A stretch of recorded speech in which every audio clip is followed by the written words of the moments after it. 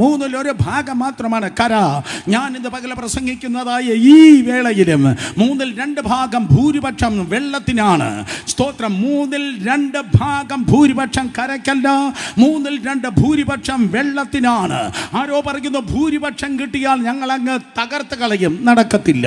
ഞാൻ ഈ പ്രസംഗം പറയുന്ന ഈ സമയത്തും തെക്ക് നിന്നും കിഴക്ക് നിന്നും വടക്ക് നിന്നും പടിഞ്ഞാറ് നിന്നും കോടിക്കണക്കിന് തിരമാലകൾ അടിക്കുന്നുണ്ട്. പക്ഷേ സ്വർഗത്തിലെ ദൈവം മയങ്ങുന്നില്ല, ഉറങ്ങുന്നില്ല.